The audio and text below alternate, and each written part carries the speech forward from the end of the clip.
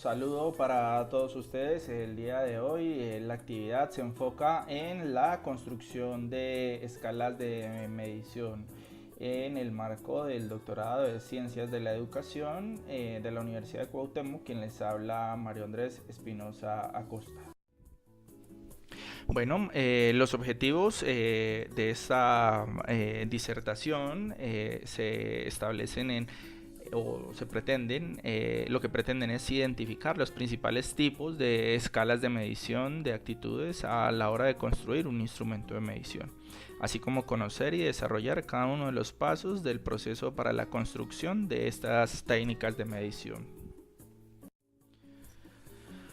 Bueno, para comenzar, obviamente hay que hablar del por qué son importantes estas aplicaciones que utilizamos en la herramienta en el ejercicio de la investigación. Son importantes puesto que representan las variables de investigación, facilitan el acercamiento a el comportamiento en cuanto a la variabilidad evaluativa con relación al objeto observado.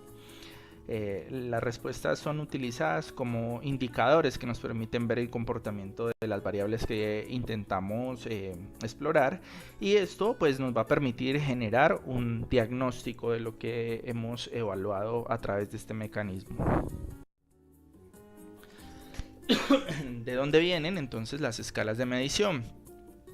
Estas se encuentran paralelas a las historias a la historia de las ciencias sociales.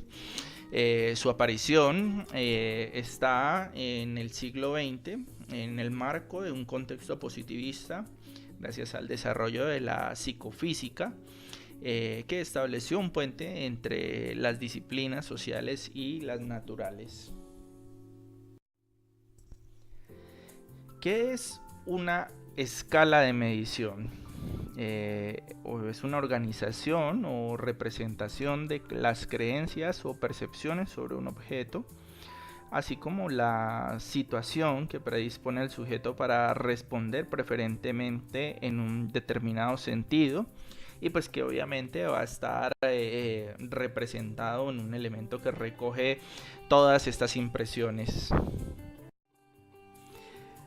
¿Qué características tienen? Tienen una magnitud, está relacionada con el grado de favorabilidad o desfavorabilidad, la centralidad, que es la relevancia de la actitud como muestra del comportamiento del sujeto, la intensidad, que es la fuerza del sentimiento asociado con la actitud, y la dirección, que es obviamente la actitud positiva o negativa de los individuos en cuestión.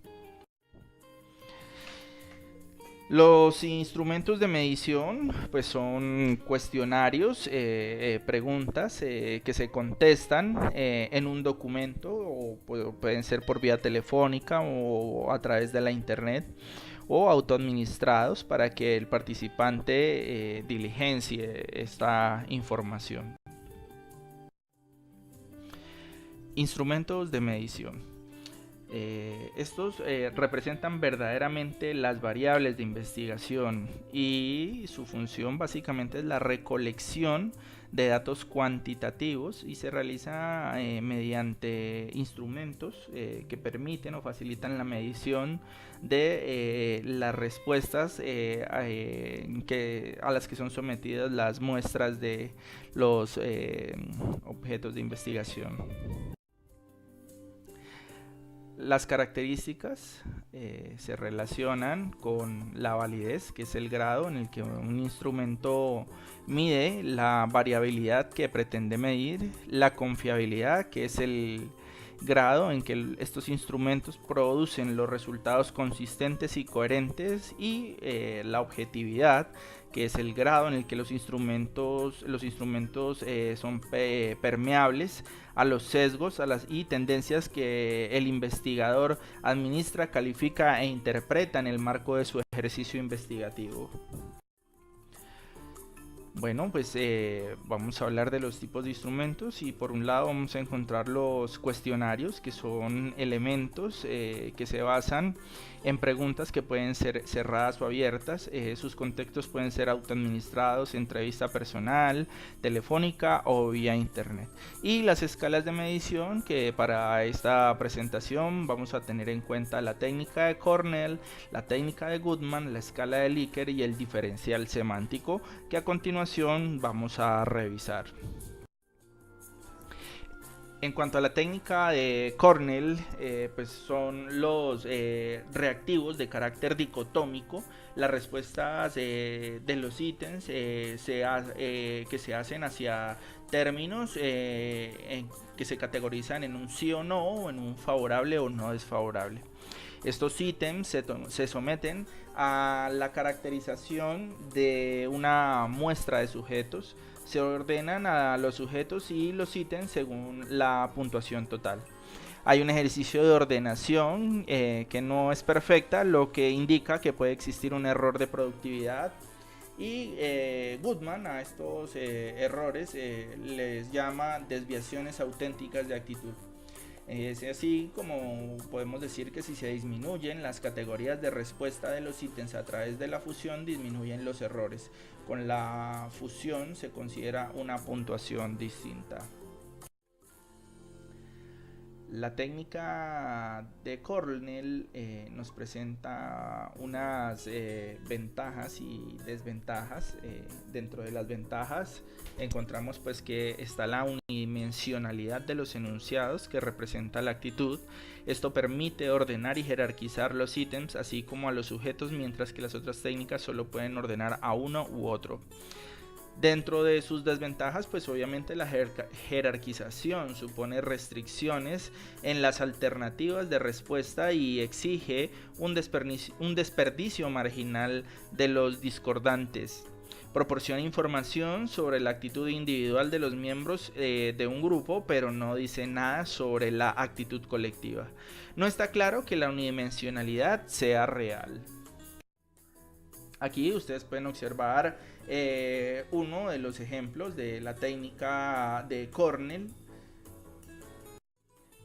Continuamos con el escalograma de Goodman. Este pretende que la medición sea en una sola dimensión, evitando distractores.